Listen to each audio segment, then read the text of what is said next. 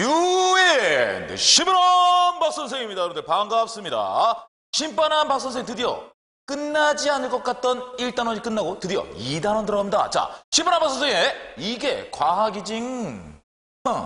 이게 과학이징 시스템과 상호작용. 오우, 제목이 바뀌었어요. 예, 바로 2단원이죠. 그렇죠? 자, 그 중에서도 첫 번째 소단은 역학적 시스템입니다. 역학적 시스템. 바로 움직이는 것들에 대한 얘기를 하는 거예요. 자, 움직이는 것들. 자, 첫 번째 배울 겁니다. 중력 빼고 다 어려워요. 그걸 내가 가르칠 거야. 좀만 참아봐. 중력과 어려운 시스템. 지금 바로 들어가겠습니다. 중력이라는 거 여러분들 알죠? 근데 중력에 의해서 나타나는 운동들. 그 운동들에 대한 건 사실은 조금 어려워요. 그래서 그 부분에 대해서 한번 강의를 시작해 보도록 하겠습니다. 자, 첫 번째 여러분들, 언제나 신바람 박선생의 강의가 그렇듯이 첫 번째는 이렇게 시작합니다. 먼저, 이건 알겠지? 먼저, 이건 알고 시작해야 돼. 예. 이번엔 먼저 이건 알겠습니다. 자, 여러분들, 힘이라는 거. 힘이라는 건 뭐죠? 파워. 예, 선생님이 사실은 이 반팔을 지금 입었어요. 예, 더워요. 그래서 반팔 입었는데, 반팔 입기 전에 살 좀 빼려고 하는데 안 빠져. 왜냐면 2단원 설명할 때는 힘부터 설명을 해야 되는데, 힘을 설명하려면 또 이게 막 근육 막 이런 게 돼야 되는데 지금 살밖에 없어가지고 좀 이해해 주세요. 여러분들 인터넷 찾아보면은 많죠. 근육맨들. 그렇죠. 우리 근육맨들. 예, 힘에 대해서 배울 겁니다. 지금 뭔 소리 하고 있는 거니? 쓸데없는 소리가 반이야. 아유. 자, 어쨌든 힘이라는 걸 배울 건데요. 힘의 정의를 먼저 과학적으로 한번 살펴봅시다. 과학적으로 봤을 때 물체의 모양이나 운동 상태를 변화시키는 원인이랍니다. 자, 운동 상태는요. 빠르기나 또는 운동 방향, 이 두 가지를 얘기하는 거예요. 자, 빠르기, 속력, 아시죠? 근데 문제가 생겼습니다. 어떤 문제냐면 운동 상태에는 빠르기라는 속력만 있는 것이 아니라 어떤 놈이 같이 있다는 거예요. 운동 방향이라는 게 있다는 겁니다.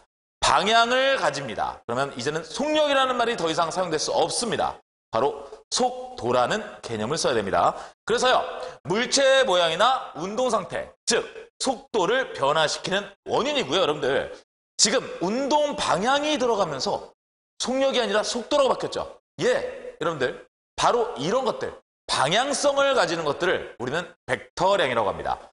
벡터량.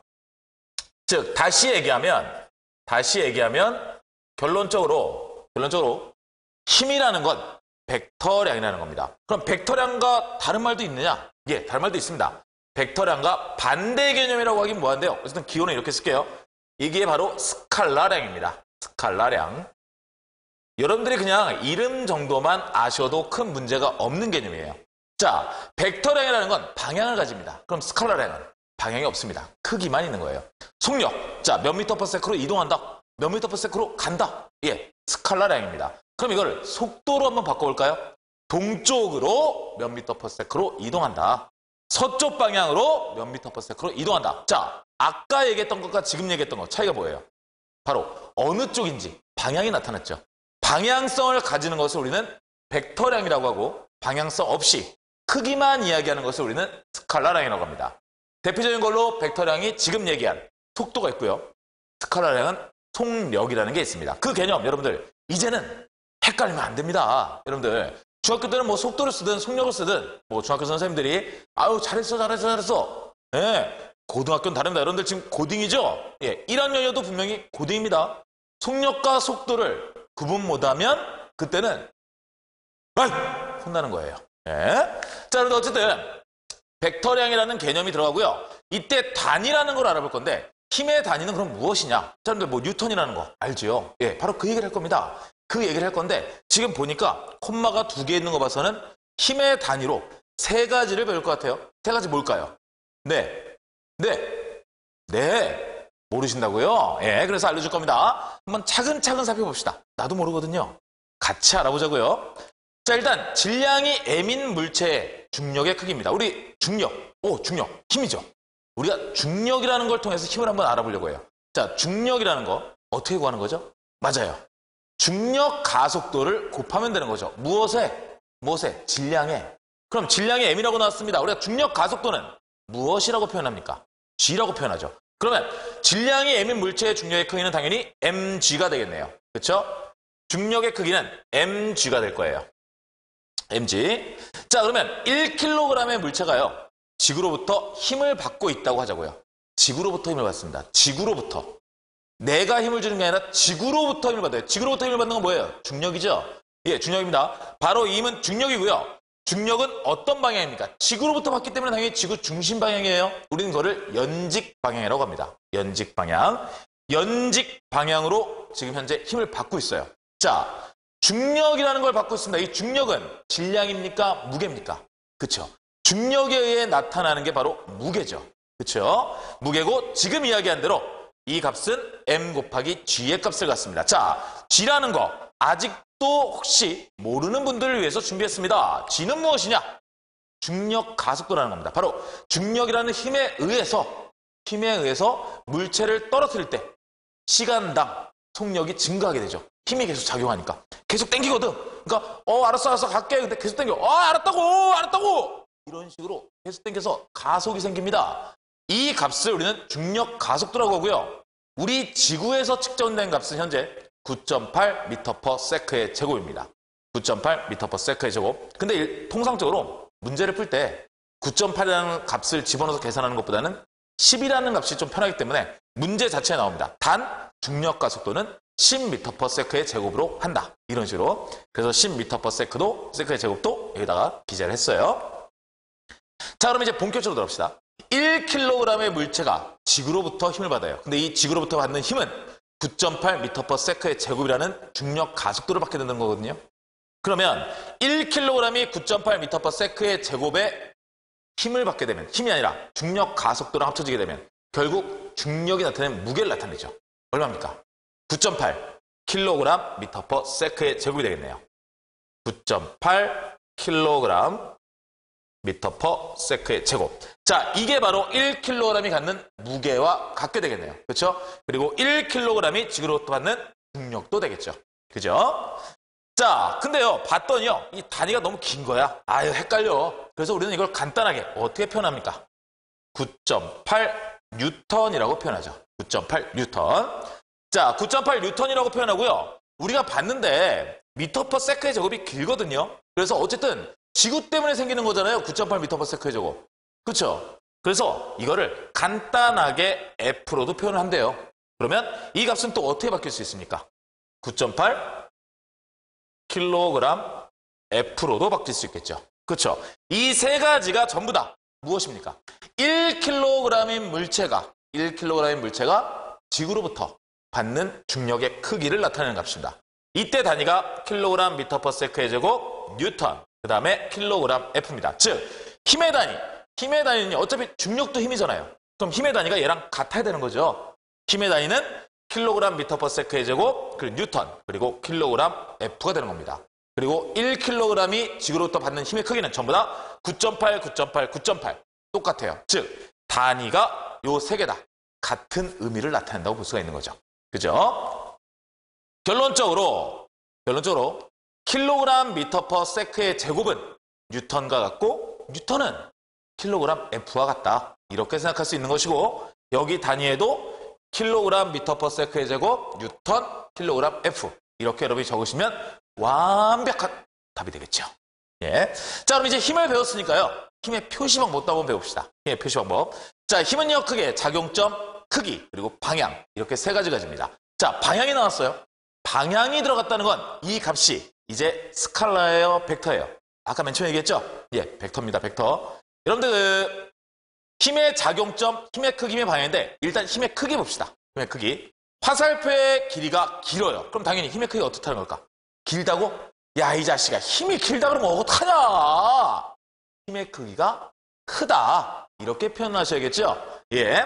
그래서 화살표 길이가 길다면 힘의 크기가 크다. 그리고 화살표 길이가 짧으면 힘의 크기가 작다. 이렇게 표현하시면 되는 겁니다. 방향이야 뭐 화살표가 가르치는 방향을 나타내는 거니까요. 그건 상관이 없고요. 작용점이라는 거 여러분이 좀 짚고 넘어가야 될 것 같아요. 작용점을 표현할 때요. 여러분들 문제집 보면요. 여러 가지 표현법이 있거든요. 그 여러 가지 표현법에서 사실 혼용합니다. 혼용하기 때문에 무엇이 맞다, 무엇이 틀리다 그렇게 말하긴 조금 그래요. 근데 우리는 사실 어쨌든 정확하게 알고는 가자는 거죠. 정확하게 알고는 가자. 그래서 설명해 드리겠습니다. 작용점의 올바른 표현. 자, 먼저 틀린 표현부터 볼게요. 물체가 있습니다. 이 물체에 힘이 가해질 거예요. 이 물체에 힘이 가해질 건데, 요새는 이렇게 나타나는 게 그렇게 많지는 않은데, 가끔 이렇게 나타나는 거 있어요. 자, 이렇게 물체가 있습니다. 물체가 이렇게 있으면, 여기서 작용점이 이렇게 나와서 이렇게 나타내는 경우가 있어요. 자, 이것은 틀린 표현입니다. 누가 힘을 받을 거예요? 누가 움직일 거냐 이겁니다. 물체가 움직일 거죠. 근데 작용점 자체가 지금 어디에 가 있어요? 허공에 있죠? 그럼 이거는 무엇을 나타내는 걸까요? 바로 공기가 이동한다는 걸 나타내는 거예요. 공기가 이동한다는 걸 나타내는 거기 때문에 이거는 맞지가 않습니다. 물체가 움직인다면 물체에 대해서 작용점이 들어가야 되는 거예요. 무슨 말인지 알겠죠? 자, 그래서 이거는 틀린 표현이고요. 맞는 표현은 그럼 어떻게 표현해야 될까요? 맞는 표현 같은 경우는 이렇게 물체가 있다면 물체 안에 작용점이 들어가야 된다는 거죠. 물체 안에. 그래서 이렇게 작용점이 이렇게 들어가든가 또는 다른 방식으로 이렇게 물체가 있다면 이런 식으로 작용점이 형성이 되었을 때 우리는 그것을 올바른 표현이다. 이렇게 이야기를 할 수 있는 겁니다. 자, 근데요. 사실은 맨 처음에 이야기했다시피 이 작용점에 대한 거는 혼용을 많이 합니다. 혼용을 많이 하다 보니까 얘 같은 경우는요. 특별히 문제에서 여러분이 나왔을 때 뭐야 이거 틀리게 쓴 거잖아. 이런 문제 안 풀어. 이러면 사실은 여러분만 손해라는 거예요. 네, 그냥 푸십시오. 알겠죠? 혼용을 좀 합니다. 그걸 여러분들이 좀 생각을 해 주셨으면 좋겠어요. 자, 우리 이제 중력이라는 걸 얼추 배웠습니다. 그리고 힘이라는 걸 배웠어요. 그리고 힘이 어떻게 작용점을 나타내는지도 배웠습니다. 그렇다면 여러분들 이제 무게랑 중력이랑 차이까지 알면 조금 완벽하게 나랑 조금 비슷하게 퍼펙트하게 가지 않을까 싶습니다. 자, 무게라는 게 있고 질량이라는 게 있어요. 무게, 누구에 의해서 나타나는 거예요? 중력에 의해서 나타나는 거죠. 그죠? 즉, 무게의 정의는요. 작용하는 중력의 크기이다. 이렇게 생각을 할 수가 있고요. 질량은 물체의 한 양이라고 여기 나왔는데 여러분들 프린트엔 제대로 나왔을 거예요. 물체의 고유한 양입니다. 자, 고유한 양이에요. 고유한 양이라는 건 변한다, 안 변한다? 변하지 않는다. 이렇게 판단하셔야 되는 거예요. 자, 단위는요. 무게 아까 얘기했었죠. 킬로그램 미터 퍼 세크의 제곱, 킬로그램 F, 뉴턴. 이런 단위를 쓴다 그랬고요. 아까 썼었으니까 선생님 여기에 필기를 하진 않을게요. 질량은 고유한 양인 만큼 단위도 딱 한 개 딱 부러집니다. 킬로그램. 자, 달에서 측정을 한답니다. 달은 중력이 지구의 6분의 1 정도예요. 중력으로 나타나는 게 무게죠. 그럼 당연히 달에서 측정을 한다면 지구의 6분의 1만큼의 무게가 나타나겠죠. 하지만 질량은 어떻죠? 똑같아야죠. 지구에서의 질량과 똑같아야 됩니다. 왜? 고유한 양이기 때문에. 우리가요, 몸무게를 잰대요. 몸무게를 잰다 그럴 때 너 몇 킬로그램이니? 나 150킬로그램이야. 좀 말랐어. 왜? 킬로그램이라는 표현을 많이 써요.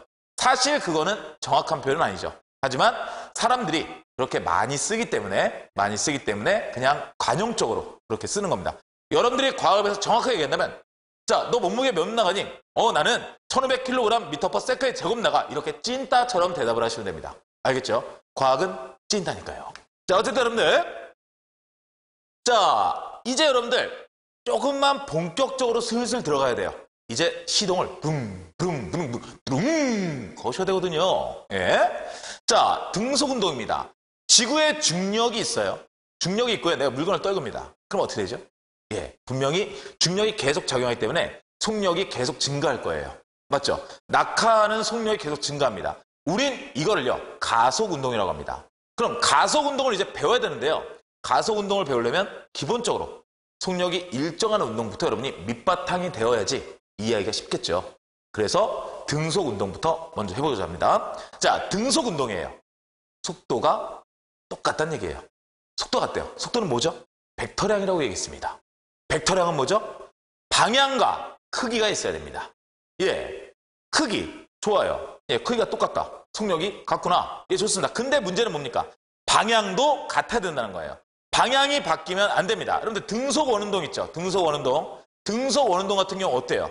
이거는 속도가 변하는 겁니까? 속도가 안 변하는 겁니까? 속력은 똑같아요. 등속이니까. 하지만 얘는 어때요? 방향이 계속 바뀌죠. 얘는 속도가 계속 바뀌는 운동이죠. 그죠? 자, 선생님 옛날에 중학교에서 근무했을 때도 이런 문제는 학생들이 많이 틀렸어요. 예. 이거 안 바뀌는 거잖아요. 예. 속도라는 건 방향을 포함한다고요. 방향이 바뀌면 속도가 바뀐다고요. 속력이 똑같아도. 자, 어쨌든 여러분들, 우린 등속 운동할 겁니다. 속도가 바뀌지 않는 거. 그렇다면 당연히 어떻게 했어요? 방향도 바뀌지 않습니다. 방향이 바뀌지 않으면 나는 다른 데로 꺾을 수가 없어요. 꺾을 수가 없다는 얘기는 앞으로만 갈 수 있다는 얘기입니다. 누구처럼 지금 나처럼 앞만 보고 가잖아. 난 여러분만 보고선 나갑니다. 이거 얼마나 열정적입니까? 근데 살이 안 빠져. 아, 이건 뭔 소리야 또. 자, 어쨌든 여러분들. 자, 방향이 바뀌지 않고 앞으로만 나갑니다. 직선 운동을 할 수밖에 없죠. 그래서 우리는요, 등속 운동을요, 다른 말로 등속 직선 운동이라는 표현을 씁니다. 등속 직선 운동. 이렇게도 표현을 한다는 거죠. 등속 직선 운동으로. 자, 좀 알아주시면 좋겠고요. 자, 그러면요, 얘는요, 지금 얘기한 대로 운동의 무엇과 무엇이 바뀌지 않는다는 거예요. 운동의 방향과 속력이 변하지 않는 운동을 얘기한다는 거예요. 등속 직선 운동. 운동의 방향과 속력이 변하지 않는다. 이렇게 여러분이 좀 생각을 하시면 되고요. 자, 그래프를 잠깐 볼까요? VT 그래프입니다. VT 그래프. 자, VT 그래프는 뭐예요? 속력과 시간에 대한 그래프라고 볼 수 있겠죠? 자, 지금 얘기했어요. 속력 바뀝니까? 안 바뀌지요? 그럼 여러분들 그래프가 나온다 그러면 이렇게 나오고요. 만약에 이쪽을 속력으로 하고요. 이쪽을 시간으로 한다면 속력이 안 바뀌니까 당연히 어떻게 나오겠어요? 그냥 속력이 이렇게 나오겠죠. 지금 좀 선이 삐뚤는데 속력이 변하지 않게 그냥 그으시면 되는 거죠. 그러면요, 거리와 시간 그래프는 어떨까요? S를 우리가 거리라고 합니다. 얘도요, 마찬가지로 그래프가 있습니다. 그래프가 있다면 여기가 거리고요. 여기가 시간입니다. 시간이 지날수록 속력이 바뀌지 않는다는 거지 위치가 바뀌지 않는다는 건 아니죠. 어쨌든 같은 속력으로 계속 이동하고 있어요. 그러면 계속 이동하고 있으니까 이동거리는 증가하겠네요. 대신에 이동거리가 증가하는 폭은 똑같겠죠. 그렇죠? 그래서 만약에 0인점에서 출발한다면 이렇게 비례가 되겠죠, 시간에. 그렇죠? 비례식으로 나올 겁니다. 그죠? 자, 그래프 분석을 좀 해볼까요? VT 그래프. 이동거리를 구할 수 있답니다. 자, 이동거리 어떻게 구하는 거예요? 속력 곱하기 시간. 아, 그러면 속력 곱하기 시간이니까 결국 이 면적이 이동거리가 되겠네요. 그렇죠? 이 면적이 이동거리가 되겠죠. 이 면적이. 즉, 시간이 지날수록 이 면적이 증가하니까 이동거리도 증가한다고 볼 수 있겠죠. 그 다음에요, ST 그래프에서 속력을 구하래요. 속력은 무엇입니까? 시간분의 거리죠. 그러면요, X축이 시간이고 Y축이 거리네요. 시간분의 거리는 결론적으로 이 그래프의 기울기라고 볼 수 있겠네요. 기울기. 그래서 기울기가 보니까 어때요? 일정하죠? 예, 당연히 등속 운동이니까요. 이게 바로 속력이라는 겁니다. 그렇죠? 기울기. 이렇게 표현하시면 되겠네요. 그죠? 자, 사실 중요한 거는 지금까지 배웠던 건 중학교 수준입니다. 사실 중요한 건 지금이 제일 중요해요. 바로 등속 운동의 조건입니다. 등속 운동의 조건. 자, 등속 운동은요, 속력이 변하지 않고 방향이 변하잖아요. 일단 방향부터 볼까요? 내가 앞으로 갑니다. 앞으로 가는데요, 내가 방향이 안 바뀌어요. 왜? 아무도 나한테 방향 바꾸라고 얘기를 안 하거든요. 그리고 아무도 나한테 방향을 바꾸라고 밀지 않습니다. 즉, 외부에서 나한테 힘이 작용하지 않아요. 그래서 나는 방향이 바뀔 필요 없습니다. 그리고요, 속력도 마찬가지죠. 속력도 마찬가지로 외부에서 나한테 힘이 작용하지 않기 때문에 나는 속력이 바뀌지 않는 겁니다. 외부에서 힘이 작용한다면 내 속력은 줄거나 또는 늘어나야 되는 겁니다. 즉, 등속 운동의 조건은요, 가해지는 힘이, 나에게 가해지는 힘이 0이어야지 가능한 겁니다. 이상한데요? 자동차를 운전하다 보면 똑같은 속력을 유지하기 위해서는 엑셀을 지그시 밟고 있어야 돼요. 예, 어느 정도 밟고 있어야 속력이 유지됩니다. 엑셀이 뭐냐면요, 자동차 빨리 달리게 하는 페달, 그걸 얘기하는 겁니다. 그걸 지그시 밟고 있어야지 속력이 유지되고, 그걸 뛰면요, 속력이 점점 줄어요. 그건 왜 그럴까요?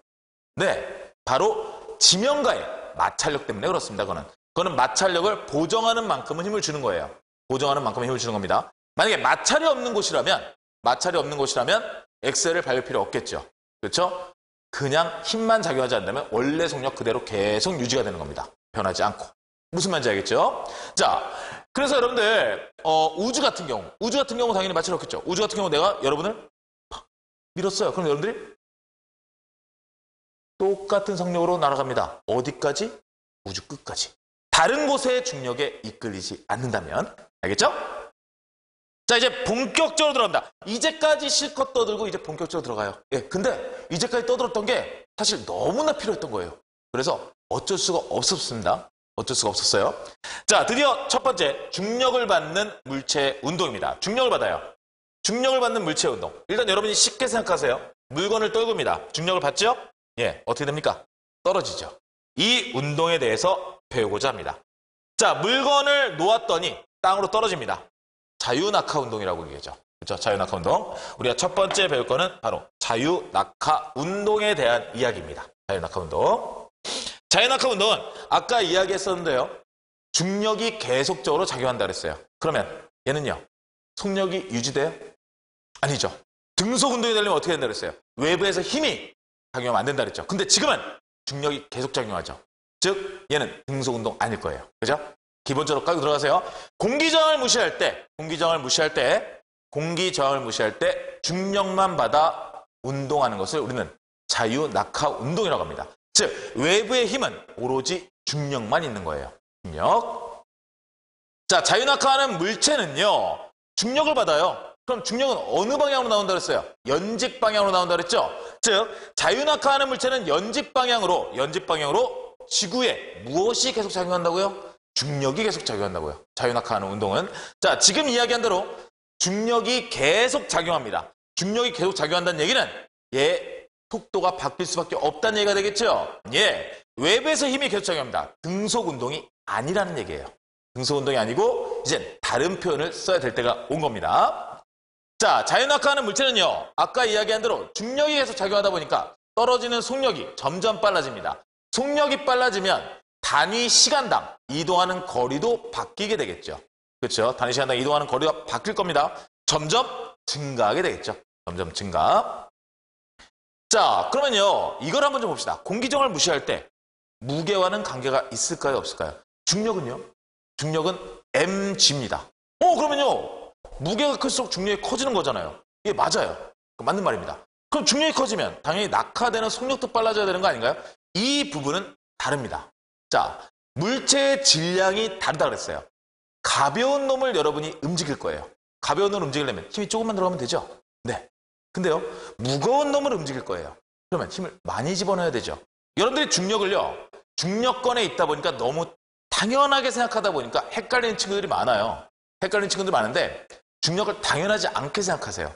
원래 물체가요, 그냥 이렇게 허공에 있다면 허공에 그냥 있어야 된다고 생각하세요. 근데 이 물체를요, 땅으로 떨굴 겁니다.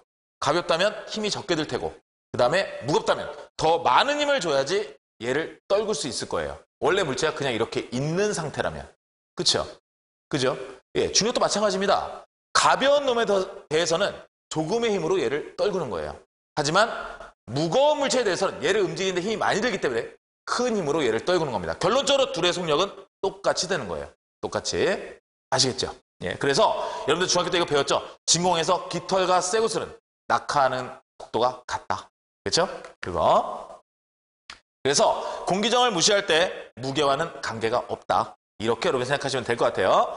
자, 이제 본격적으로 조금만 머리를 슬슬 굴려볼 겁니다. 자, 자유낙하하는 운동은 등속도 운동이 아니라 그랬어요. 등속도 운동이 아니라면 분명히 속도가 바뀌고요. 이 속도는 일정하게 바뀔 겁니다. 왜? 중력이 일정하게 작용하기 때문에. 근데요, 선생님, 중력이라는 게요. 중심과 가까워지면 점점 세져야 되는 거 아닌가요? 중력은 우리 뉴턴이 얘기한 만유 인력의 한 종류잖아요. 맞습니다. 예. 그렇다면 질량이 클수록 중력이 센 것이고 그 다음에 거리가 가까울수록 센 거잖아요. 낙하를 한다는 건 점점 지구에 가까워진다는 거니까 그러면 점점 세져야 되는 거 아닌가요? 예, 맞습니다. 정확하게 얘기한다면 이거는요. 일정하게 속도가 증가하면 안 됩니다. 그렇죠? 왜? 점점 가까울수록 작용하는 중력의 크기가 커져야 되니까요. 그러면 속도가 더 많이 변해야 되는 거잖아요. 일반적으로 변하는 양보다. 맞죠? 근데 그 양이 미미하다는 거죠. 우리가 물건을 떨굴 때요. 여기서 떨굽니다. 여기와 여기에서 중력 차이, 여기와 바닥에서 중력 차이 별로 크지 않다는 거예요. 굉장히 작다는 거예요. 그러다 보니까 그 차이가 눈에 띌 만큼 보이지 않기 때문에 무시 이렇게 한다는 겁니다. 알겠죠? 자, 어쨌든 여러분들 일정하게 속도가 증가한다고 볼 수 있겠죠? 자유낙하하는 운동은 등속도 운동이 아니고 일정하게 속도가 증가해요. 일정하게 속도가 증가합니다. 속도가 증가해요. 속도가 바뀌어요. 우린 그걸 가속 운동이라고 합니다. 근데 일정하대요. 그러면 우리는 이제부터 등가속도 운동이라는 표현을 쓸 수 있겠네요. 등가속도 운동을 하는구나. 이렇게 생각할 수 있겠어요. 등가속도 운동. 근데 여기에서 가속도라는 개념이 등장했습니다. 자, 이게 무엇일까요? 네, 다들 알죠? 단위 시간당 속도의 변화를 얘기하는 겁니다. 단위 시간당 속도의 변화. 공식으로 나타내볼까요? 단위 시간당. 공식으로 나타내면 단위 시간 T분의 1초면 1초, 10초면 10초, T분의 나중 속도 빼기 처음 속도입니다. 자, 선생님 이렇게 표현했는데요. 여러분 한글로 적으셔도 됩니다.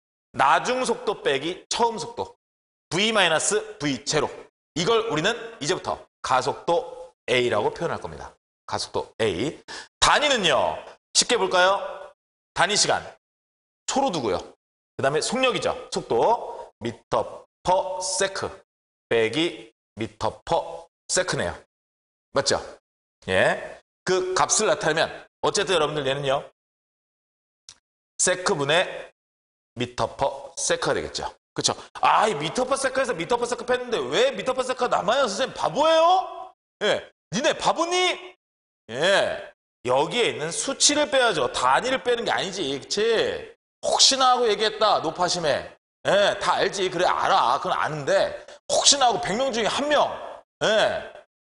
자, 선생님 기독교입니다. 예. 어차피 이거 뭐 교실 수업 아니니까 나 기독교예요. 예. 한 영혼이 천하보다 귀하다. 그 한 영혼을 위해서 얘기했어요. 예, 한 영혼, 그 영혼, 너야 인마 너. 오케이. 자, 그래서 이렇게 나타내면 결론적으로 미터 퍼 세크의 제곱. 이게 바로 가속도의 단위가 되겠죠. 그렇죠? 가속도의 단위.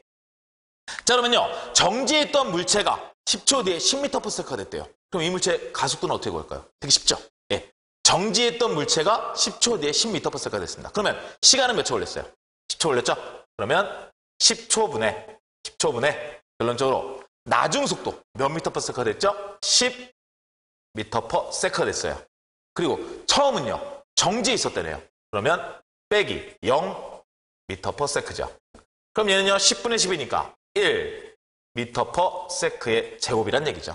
예, 이 가속도로 얘는 결론적으로 10 미터 퍼 세크의 속력이 되었다는 얘기가 되겠죠.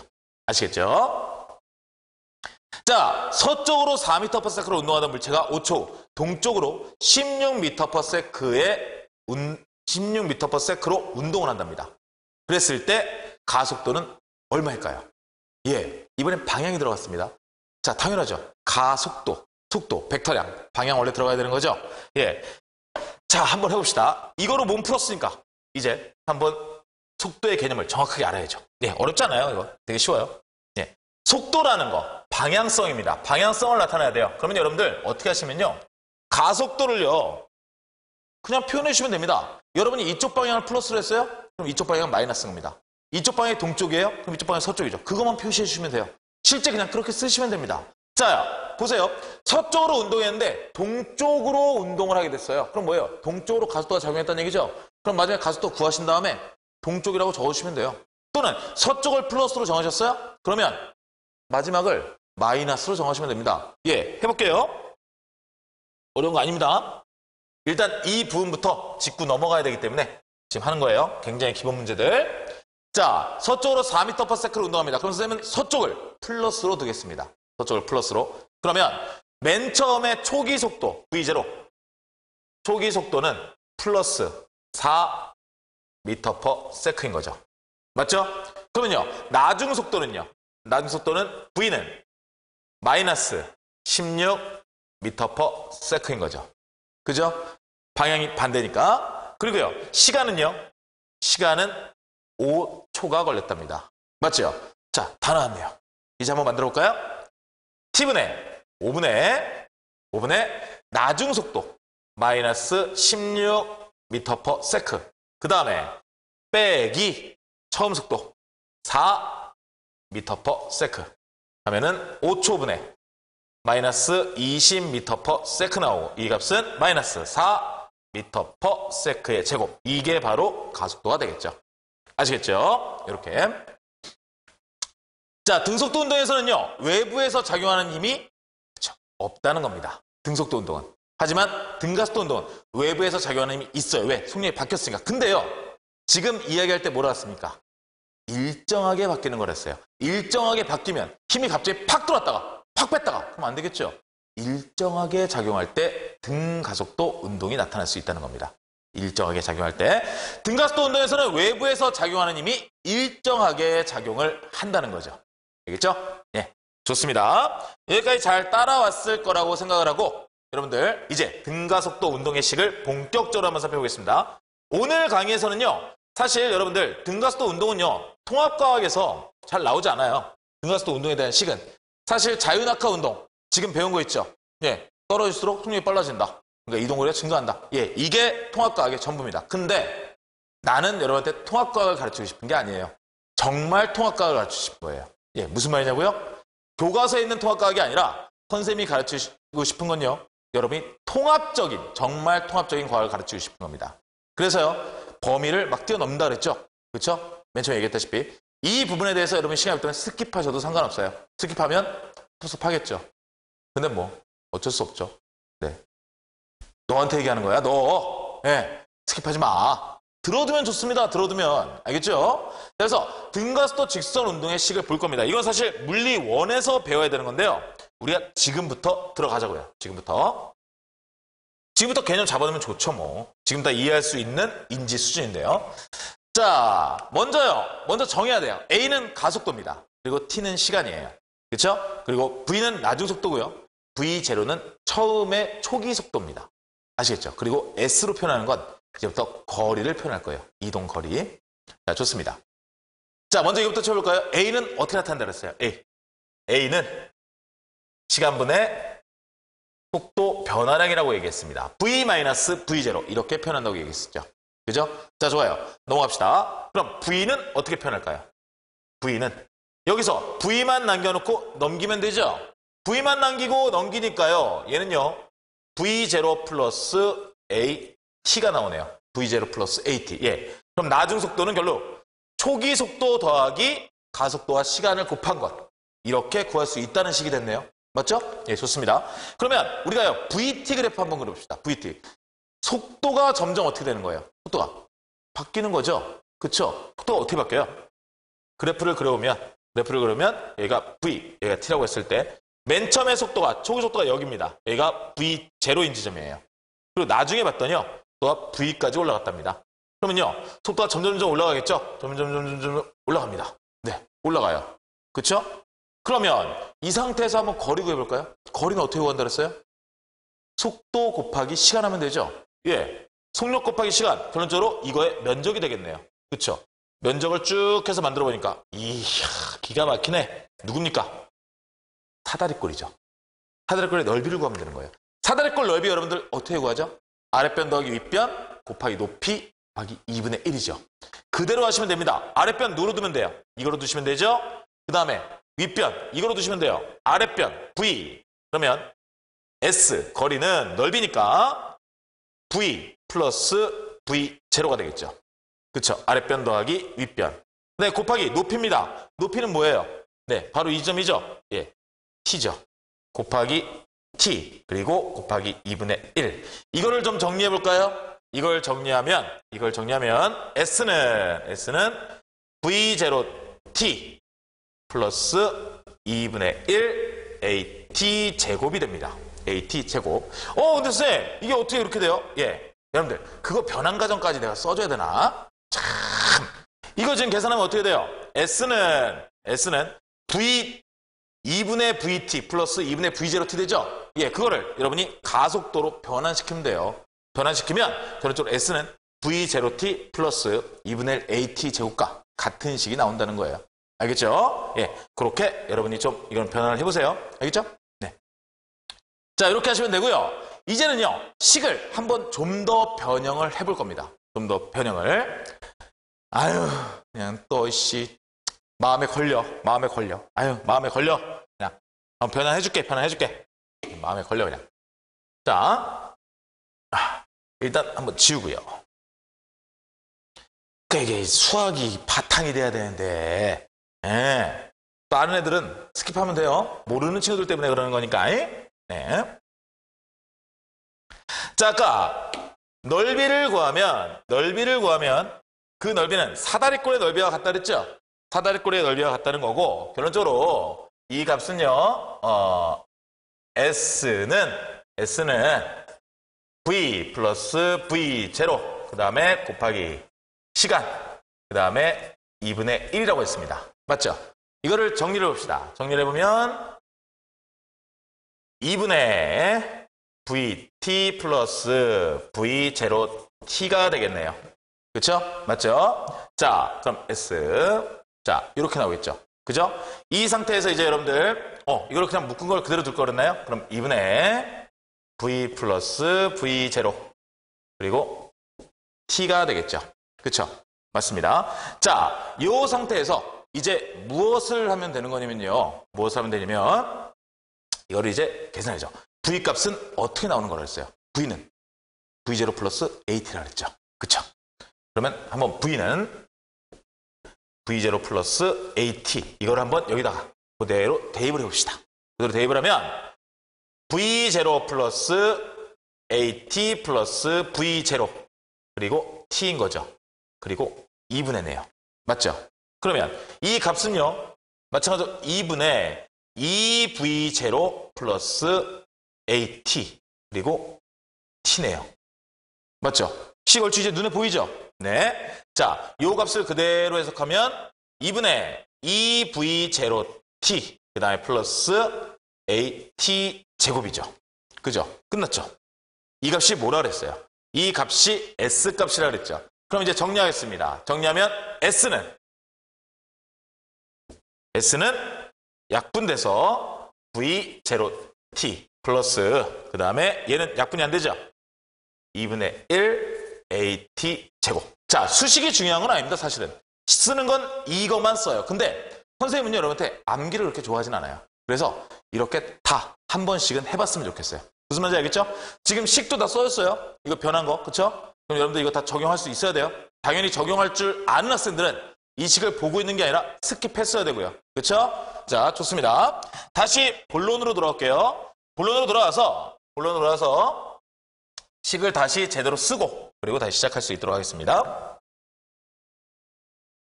아이고야. 우리 상전인 칠판을 지우느라고 힘이 다 빠집니다. 예. 수업을 못하겠어. 예.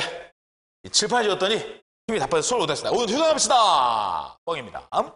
자, 그러면 여러분들 요새 내가 나이가 들면서 개그가 점점 퇴화하고 있다는 느낌이 듭니다. 근데 사실 개그가 퇴화한다기보다는 여러분들 나이가 너무 어린 거예요. 여러분들 선생님 개그를요 잘 모아두세요. 지금 뭐 뻥입니다 이것도요. 아, 뭐야 짜증나. 그러지 말고요 잘 적어두세요. 그래서 또 나중에 30대 되고 40대 됐을 때 한 번씩 쓰세요. 선생님 빵 터집니다. 알겠죠? 예. 자, 어쨌든 식을 변형할 건데요. 우리가 일단 먼저 식을 적읍시다. A는 뭐라 그랬죠? T분의 V-V0였어요. 맞죠? 그리고 V는 V0 플러스 AT였죠. 맞죠? 자, S는 V0T 플러스 2분의 1 AT 제곱입니다. 맞죠? 자, 이 상태에서 여러분들 식을 변형할 건데요. 결론적으로 어떤 식을 만들 것이냐? EAS를 만들 겁니다. EAS라는 식을 만들 거고요. 자, 그럼 한번 볼까요? 여기서요. T는으로 바꿔보세요. T는. 그럼 어떻게 될까요? T는 A분의 V-V0가 되겠죠. 그쵸? 이 T를요. 여기다가 접목시킵시다. 여기다가. T 대신에 얘를 집어넣자고요. 얘를 집어넣으면 어떻게 돼요? 선생님 S는 빼고 이제부터 요거만 적을게요. V0. 그 다음에 A분의 V-V0가 되겠죠. 여기다 집어넣은 거예요. 네, 플러스 2분의 1 그리고 A가 있죠. 그리고 제곱을 했어요. 그럼 A제곱분의 V-V0의 제곱입니다. V제곱 마이너스 2 V0 플러스 V0의 제곱이 되겠죠. 그쵸? 자, 좋습니다. 이렇게 식이 나왔어요. 이제 한번 이걸 좀 더 가로를 없읍시다. 그럼 어떻게 돼요? A분의 V0 마이너스 V0의 제곱이 됐어요. 맞죠? 그 다음에 플러스 얘는요 2A 제곱인데 약분되죠? 그쵸? 2A분의 V제곱 마이너스 2 V0 플러스 V0의 제곱입니다. 그쵸? 이 식 아까 뭐 생략했었어요? 이거 생략했었죠. 그러면 얘는 원래 S가 들어간 놈 있죠. 그쵸? 자, 얘 통분합시다. 몇 수 곱해주면 돼요? 2를 곱해주면 되죠? 그쵸? 자, 식이 좀 기니까 이쪽으로 넘어올게요. 자, 보이죠? 자, 그러면요. S는 그런 쪽으로 통분하면 2A분의 자, 여기 2를 곱하는 거니까요. 2V 제로 그 다음에 마이너스 2V 제로의 제곱이 되겠네요. 맞죠? 그리고 얘는 그대로 오면 되죠? 플러스 V 제곱 그리고 마이너스 2V 제로 그리고 플러스 V 제로의 제곱. 예, 그렇게 쓰면 되겠죠. 자, 이걸 1로 넘깁시다. 넘기면 EAS는 자, 2V 제로랑 여기 마이너스 2V 제로랑 없어질 수 있겠죠? 그리고 얘도요. 지금 봤더니요. 예. 지금 봤더니 얘랑 뭐 할 수 있겠네요. 그렇죠? 그러면 V제곱은 살아있고요. 그 다음에 마이너스 2V 제로 제곱이랑 V 제로의 제곱이 있어요. 그럼 마이너스 V 제로의 제곱. 결론적으로 이 식이 도출됐어요. 네, 이 식이 도출됐습니다. 우리가 구하는 거 EAS는 V제곱 마이너스 V 제로의 제곱이구나. 이렇게 식이 도출될 수 있죠. 근데 식을 봤더니요. 조금 복잡하게 보일 수도 있습니다. 뭐 그렇게 어려운 식은 아니에요. 여러분이 해보면 충분히 어렵지 않은데 조금 복잡하게 생각할 수도 있어서 다른 방식으로 한번 변형을 해볼까요? 그러면 다른 방식도 뭐 그렇게 큰 차이는 없는데요. 어쨌든 다른 방식으로 한번 볼게요. 자, 보시면 자, 칠판을 또 지워야 되고 칠판 지우는데 시간이 다 가요. 여러분들. 네, 스킵하세요.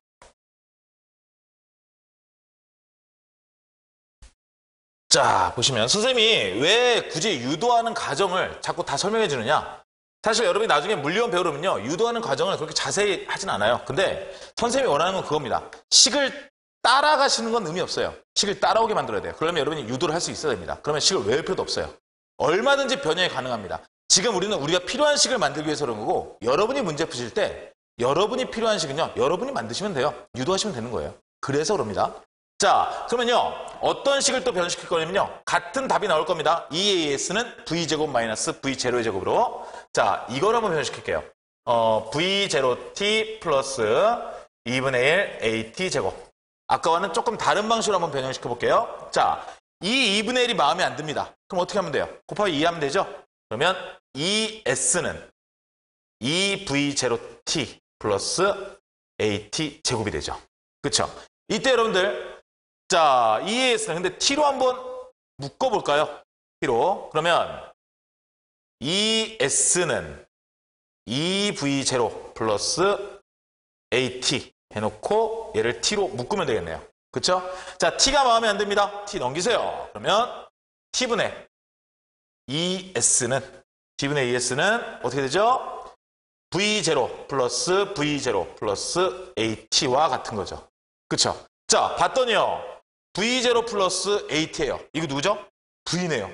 그렇죠? V. 그러면 T분의 ES는 뭡니까? V0 플러스 V죠. 그렇죠? 양변에요. 무엇을 곱할 거냐면요. 양변에 곱하기 V 마이너스 V0를 곱할 겁니다. 양변에. 알겠죠? 자, 마찬가지로 이쪽으로 갈게요. 그럼 어떻게 되겠어요? T분의 ES 있고요. T분의 V 마이너스 V0 이렇게 곱해졌겠죠. 그쵸? 이 값은 무엇과 같은 거죠? V제곱 마이너스 V0의 제곱과 같고요. 이거는 무엇입니까? A죠. 그러면 EAS는 V제곱 마이너스 V0의 제곱 이렇게 나오겠죠. 그렇죠? 이런 식으로 유도가 될 겁니다. 자, 여기서 이거 집어넣었다는 것 자체가 선생님 어거지잖아요. 아니, 어거지가 아니죠. 왜? 우리가 원하는 식을 만드는 거라고요, 유도는. 우리가 원하는 식, 우리한테 필요한 식. 그러니까 당연히 이렇게 하는 거예요. 그렇죠? 예. EAS를 만들기 위해서 당연히 집어넣은 겁니다. EAS를 만들기 위해서. 예. 여러분들이 그렇게 하셔야 된다고요. 예. 그래서 EAS는 V제곱 마이너스 V0의 제곱. 아까 식도 기억을 하세요. 자, 그러면 마찬가지로 간단한 예제 조금만 해봅시다. 50m/s로 가던 자동차가 250m를 이동한 후에 정지하였답니다. 자, 50m/s로 가던 자동차가 250m 이동하고 정지했대요. 자, 그럼 처음 속도 얼마입니까? 50m/s죠. 처음 속도 50m/s고요. 나중 속도는 얼마예요? 나중 속도. 모른다고요? 아니죠. 문제에 나왔죠. 정지했다 그랬잖아요. 나중 속도는 0인 겁니다. 알겠죠? 자, 그래서요. 처음 속도 V0. V0는 5m/s고요. 나중 속도는 0인 겁니다. 그렇죠? 0m/s. 그리고요. 지금 나온 게 뭐가 나왔어요? 250m를 이동했다고 그러네요. 그러면 이동을 해놨네요. S는 250m입니다. 자, S 나오고 V 나오고 V0 나왔어요. 그렇죠? 자, 그러면 여러분들 가속도 구하래요. 가속도 뭔데요? A잖아요. A는. 자, 이 네 개를 조합할 수 있는 거 뭐가 있습니까? 지금 구한 거죠. EAS는 V제곱 마이너스 V0의 제곱. EAS는 V제곱 마이너스 V0의 제곱. 자, EAS. 그럼 EA 곱하기 250이죠. 250은 V제곱입니다. V제곱. 얼마예요? 0이죠. 0. 그 다음에 마이너스 V0의 제곱. 25네요. 25. 그쵸? 그러면 이 값은 얼마예요? 이 값은 500이죠. 500A는 마이너스 25인 거네요. 그쵸? 500A는 마이너스 25. 그러면 당연히 A 값은 이제 어떻게 됐어요? 500분의 마이너스 25가 되겠죠. 그 값 구할 수 있죠. 그쵸? A는 500분의 마이너스 25. 그럼 얼마죠? A는 나 이거 계산 그냥 알아서 했으면 좋겠는데 또 안 해줘야 돼. 삐져. 그러면 이 값은 얼마예요? 100분의 5니까 0.05. 그렇죠? 마이너스 0.05가 되겠네요. 그렇죠? 마이너스 0.05. 이런 식으로 우리가 이해를 할 수 있겠죠. 자, 그럼 보시면 지금 문제를 또 잘 풀었네요. 예. 50m/s인데 5m/s 그랬죠? 이거 여러분 적용하시면 되죠? 그렇죠? 이걸 50으로. 자, 50으로 적용하면 50 집어넣고 그러면 이제 값이 어떻게 돼요? 여기가 50의 제곱이죠. 50의 제곱. 50의 제곱이 얼마예요? 2,500이네요. 예, 숫자가 완전히 바뀌었네. 그죠? 그럼 500분의 2,500이니까 결론적으로 나누면 5가 되겠네요. 5. 마이너스 5. 네, 미안해요. 마이너스 5m/s의 제곱. 이게 가속도가 되겠죠. 그쵸? 이게 가속도. 이렇게 해서 250m 이동한 다음에 정지하였다. 이렇게 여러분이 이해하시면 될 것 같아요. 네. 이제 문제 풀 수 있죠? 그쵸? 자, 정지하기까지 걸린 시간입니다. 정지하기까지 걸린 시간. 자, 이거는 아무거나 대입해도 되죠.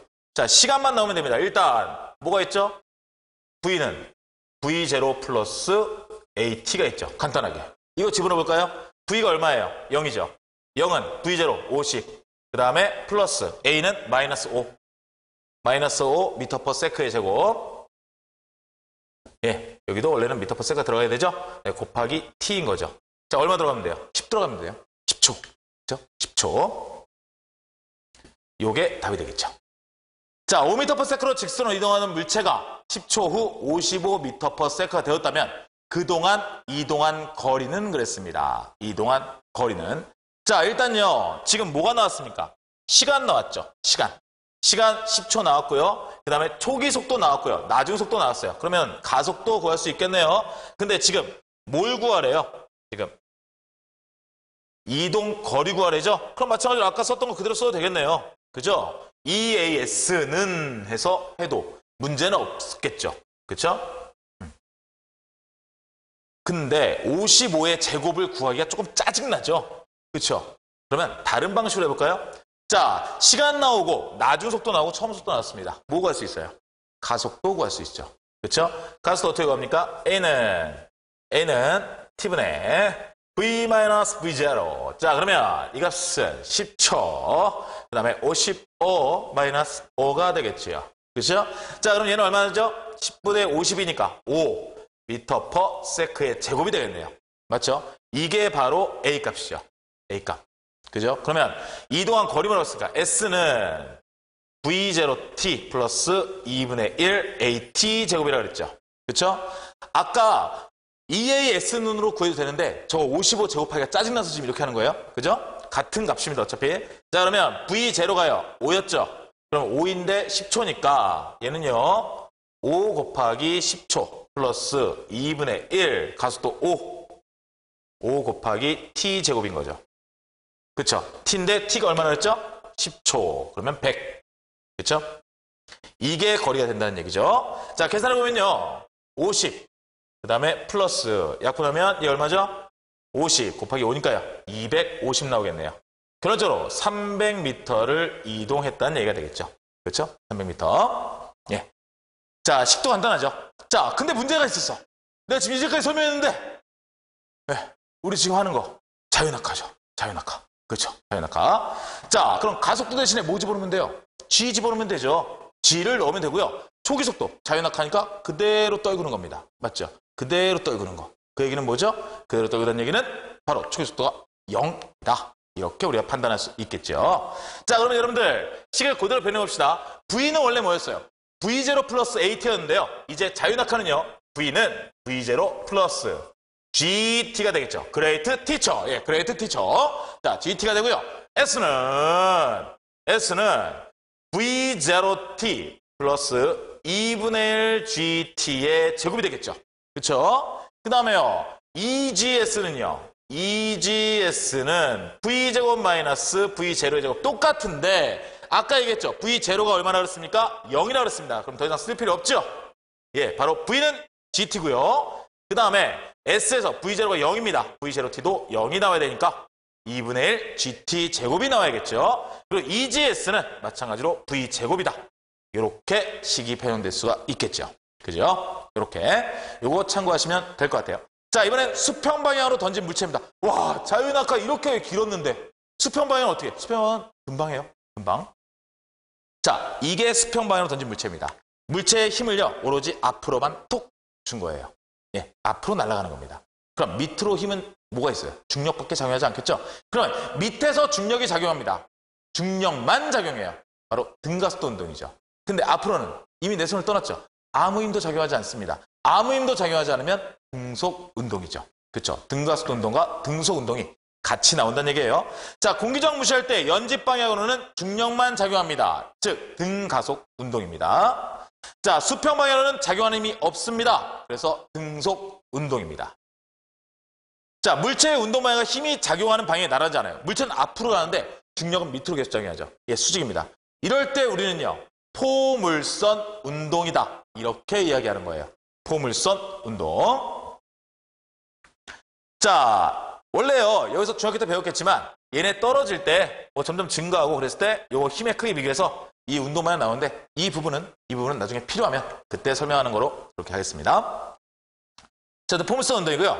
자유낙하 운동이랑 수평 방향으로 던진 물체의 운동을 한번 우리가 비교해 볼게요. 네. 자, 자유낙하는 힘이 무엇이 작용하는 거죠? 중력이 작용하는 거죠. 그렇죠? 근데 수평 방향으로 던진 물체는요, 밑으로 떨어지는 운동과 앞으로 가는 운동 두 가지를 구분을 해야 되는 거죠. 그렇죠? 포물선 운동. 자, 그래서요, 다시 하면 자유낙하는 중력만 작용합니다. 근데 수평 방향으로 던진 물체의 운동은요, 연집 방향으로는 중력만 작용하는 게 맞아요. 하지만 수평 방향으로는 힘이 작용하지 않는 겁니다. 그래서 중력, 0 이렇게 표현하는 게 맞게 되겠죠. 자, 운동은요, 당연히 힘이 작용하니까요, 등가속 운동입니다. 그리고요, 얘도 연집 방향으로는 등가속 운동이 나타나야 되는 거예요. 하지만 수평 방향은요, 힘이 작용하지 않아요. 예, 등속 운동이죠. 등속 운동. 자, VT 그래프 아까 해봤죠? 자유낙하 운동. 등가속 운동이에요. 등가속 운동. 어떻게 그래프 나와야 돼요? 시간이 지날수록 속력이 증가해야 됩니다. 맞죠? 자, 여러분이 쓰실 때는 여기에 그래프를 이렇게 그리세요. 그래서 이렇게 속력 증가하는 거.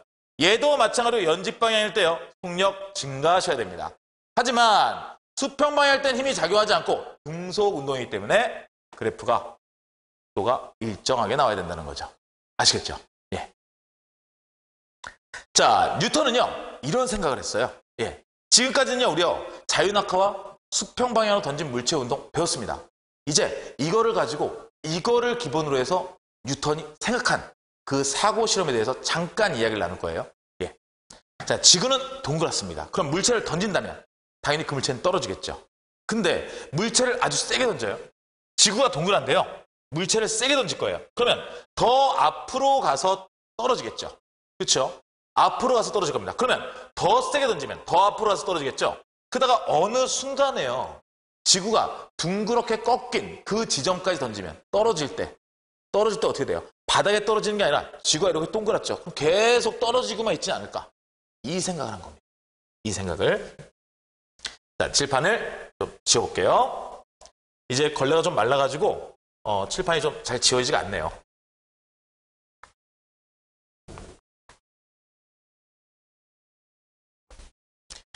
즉 지구의 면이 보면요. 지구의 면을 보면 동그랗죠. 그러면 이렇게 동그랗다 칩시다. 맨 처음에 여기서 공을 던졌어요. 그러면 공은 던지면 이렇게 떨어지겠죠. 그렇죠? 바닥으로. 더 세게 던질게요. 그러면 이렇게 떨어지겠죠. 그렇죠? 그리고 정말 더 세게 던질게요. 이렇게 떨어질 겁니다. 그렇죠? 근데 만약에요. 내가 어느 정도의 힘을 많이 줘서요. 던졌을 때 이렇게 떨어지게끔 만든다면 지금 이게 꺾이는 선과 이 떨어지는 선이 어때요? 평행하게 되죠. 그러면 이 공은요. 계속 떨어지기만 합니다. 근데 지구도 계속 이렇게 꺾여요. 그러면 계속 떨어져요. 계속 꺾여요. 계속 떨어져요. 결국엔 땅에 떨어지지 않고 지구를 도는 결과가 나타나게 되겠네요. 그렇죠? 네, 그 실험을 한 겁니다. 그 실험을 사고 실험, 머릿속으로 생각했다는 거예요. 머릿속으로. 자, 이 부분까지 여러분이 아시면 좋고 이거에 접목된 게 바로 인공위성이죠. 인공위성. 그러려면 어떻게 해야 돼요? 지금 요렇게 떨어지게끔 속력이 맨 처음에 나와야 되죠. 그렇죠? 그게 바로 지구의 탈출 속도가 되겠죠. 예, 아직 여러분들 탈출 속도라는 개념을 안 배웠는데 탈출 속도 이상이 되면 지구를 나갈 수 있는 거예요. 예, 그 개념입니다. 간단하게. 근데 얘는 지구를 나가는 건 아니죠. 탈출 속도보단 작은데 일단 굉장히 빨라야 되죠. 그래서 탈출 속도의 한 70%? 지금 정확히 기억이 안 나는데 한 70% 정도 되면 이렇게 돈다고 했던 것 같아요. 자, 중력과 자연현상인데요. 이 파트는요. 그냥 간단하게 짚고만 넘어갈게요. 오늘 좀 시간이 많이 났죠? 그렇죠? 좀만 참아주세요. 자, 달과 인공위성이 지구 주위를 뭐 하는 겁니까? 중력 때문에. 공전하죠? 예. 그리고요. 밀물과 썰물, 물이요. 이렇게 평평하게 있는데 왜 이렇게 왔다 갔다 해요? 누가 땡기는 거지? 누가 땡기니까 올라갔다가? 예. 땡기니까 올라갔다가? 예. 땡기니까 올라갔다가? 누가? 달이, 그리고 태양이. 아무래도 달이 지구랑 좀 많이 가깝다 보니까 태양에 비해서 예, 달의 중력이 좀 크긴 합니다. 어쨌든요.